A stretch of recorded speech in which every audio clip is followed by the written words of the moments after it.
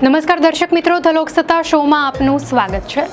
ઘણા ખાસ પ્રસંગો અને તહેવારો પર ખુશી અને ઉજવણીના પ્રતીક તરીકે આતશબાજી એટલે કે ફટાકડાનો ઉપયોગ કરવામાં આવે છે। ભારતમાં દિવાળીના સમયે રાત્રિનું આકાશ ફટાકડાની રોશનીથી ઝગમગી ઉઠે છે। જો કે આ પરંપરા માત્ર ભારત સુધી સીમિત નથી। વિશ્વના અનેક દેશોમાં લોકો ફટાકડાની સાથે ઉત્સવ મનાવે છે। અમેરિકામાં 4 જુલાઈએ સ્વતંત્રતા દિવસ, કેનેડામાં 1 જુલાઈએ કેનેડા ડે અને ફ્રાન્સમાં 14 જુલાઈએ બેસ્ટિલ ડેની પરેડ પછી આતશબાજી થાય છે। ચીન અને એશિયાના અન્ય દેશોમાં લુનર ન્યૂ યર દરમિયાન લાખો ફટાકડા ફોડવામાં આવે છે, જ્યારે મેક્સિકોમાં ક્રિસમસ પણ ફટાકડાના ધડાકા સાથે ઉજવાય છે। આ રંગીન આતશબાજીની કહાનીના મૂળ ચીનમાં છે, જ્યાં બારૂદની શોધ સાથે જ તેનો જન્મ થયો હતો। ઇતિહાસના જાણકાર ડૉક્ટર ટોનિયો એન્ડ્રાડેએ તેમના પુસ્તક ધ ગન પાવડર એજમાં જણાવ્યું છે કે ગન પાવડરનો આવિષ્કાર ચીનમાં થયો અને ટૂંક સમયમાં જ તેનો ઉપયોગ સેનાના હથિયાર તરીકે થવા લાગ્યો।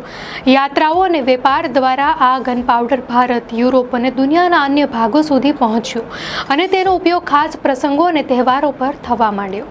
એવું માનવામાં આવે છે કે ઈસવીસન પૂર્વે 2જી સદીમાં ચીનમાં લોકો વાંસના ટુકડાને આગમાં નાખતા હતા, જે ગરમ હવાના દબાણથી જોરદાર અવાજ સાથે ફાટતા હતા। લોકો માનતા કે અવાજથી ખરાબ આત્માઓ દૂર ભાગી જાય છે। તેની ઘણી સદીઓ પછી ચીનના રસાયણવિદોએ ભૂલથી બારૂદની શોધ કરી। જ્યારે આ બારૂદને વાંસ કે કાગળની નળીઓમાં ભરવામાં આવ્યું, ત્યારે પહેલી વખત ધડાકા સાથે રોશની જોવા મળી, જેનાથી વિશ્વમાં આતશબાજીની શરૂઆત થઈ। ધીમે ધીમે આ કળા ચીનથી યુરોપ સુધી પહોંચી અને સમયની સાથે નવી ટેકનિકો જોડાતા ફટાકડા વધુ રંગીન, ઊંચાઈ સુધી પહોંચતા અને જોરદાર અવાજવાળા બનતા ગયા। આજે ફટાકડા તહેવારો, લગ્નો અને સમારંભોનો એક અગત્યનો ભાગ બની ગયા છે। ફટાકડા ફોડતી વખતે આકાશમાં દેખાતા રંગોનું રહસ્ય તેમાં રહેલા ખાસ રસાયણોમાં છુપાયેલું છે। જ્યારે ફટાકડા સળગે છે, ત્યારે આ રસાયણો ગરમ થઈને જુદા જુદા રંગનો પ્રકાશ રેલાવે છે। શરૂઆતમાં બારૂદ સળગવાથી ફક્ત નારંગી પ્રકાશ જ નીકળતો હતો, જોકે 19મી સદીમાં યુરોપના વૈજ્ઞાનિકોએ જુદા જુદા મેટલ બેઝડ કમ્પાઉન્ડ્સ ઉમેરીને રંગીન પ્રકાશ ઉત્પન્ન કરવાની રીત શોધી કાઢી। ઉદાહરણ તરીકે લાલ રંગ સ્ટ્રોશિયમથી, લીલો રંગ બેરિયમથી અને સફેદ પ્રકાશ ટાઇટેનિયમ, ઝિર્કોનિયમ અને મેગ્નેશિયમના મિશ્રણથી બને છે।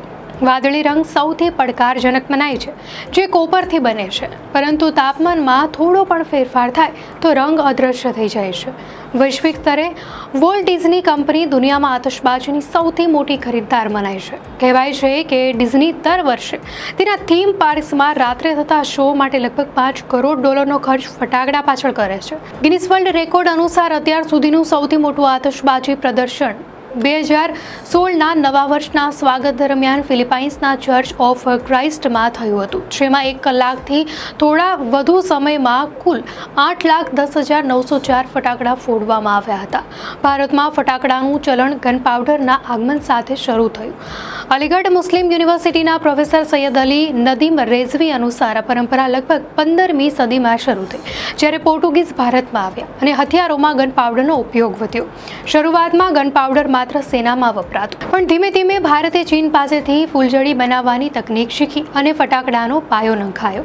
મુગલ સલ્તનતના સંસ્થાપક ઝહીર ઉદ દીન મોહમ્મદ બાબર પણ મધ્ય એશિયાથી આ તકનીક લાવ્યા હતા અને મુગલ યુગમાં તહેવારો અને ઉત્સવોમાં ફટાકડાનો ઉપયોગ સામાન્ય બની ગયો। પ્રોફેસર રેઝવી જૂના અને આજના ફટાકડા વચ્ચેનો ફરક જણાવે છે કે પહેલા માત્ર ઓર્ગેનિક સામગ્રી વપરાતી, જ્યારે આજના ફટાકડામાં નુકસાનકારક કેમિકલ્સ હોય છે। આજે પર્યાવરણ અને આરોગ્યની સુરક્ષાને ધ્યાનમાં રાખીને ગ્રીન ફટાકડાનો ઉપયોગ કરવાની સલાહ આપવામાં આવે છે। ગ્રીન ફટાકડા દેખાવ અને અવાજમાં સામાન્ય ફટાકડા જેવા જ હોય છે, પરંતુ તેનાથી પ્રદૂષણ ઓછું ફેલાય છે। નેશનલ એન્વાયરમેન્ટલ એન્જિનિયરિંગ રિસર્ચ ઇન્સ્ટિટ્યૂટના મુખ્ય સાયન્ટિસ્ટ ડૉક્ટર સાધના રાયલુ જણાવે છે કે સામાન્ય ફટાકડાની તુલનાએ ગ્રીન ફટાકડા ફોડવાથી લગભગ 40થી 50% જેટલો ઓછો હાનિકારક ગેસ ઉત્પન્ન થાય છે, જેનાથી પ્રદૂષણનું સ્તર ઘણું ઓછું રહે છે।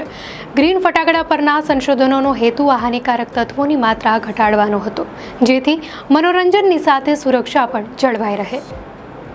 દર્શક મિત્રો, આ માહિતી આપને કેવી લાગી? આપની પ્રતિક્રિયા અમને કોમેન્ટમાં ચોક્કસથી જણાવશો અને જો આપને આ વિડીયો સારો લાગ્યો હોય તો વિડીયોને લાઇક કરો અને ચેનલને સબસ્ક્રાઇબ કરો।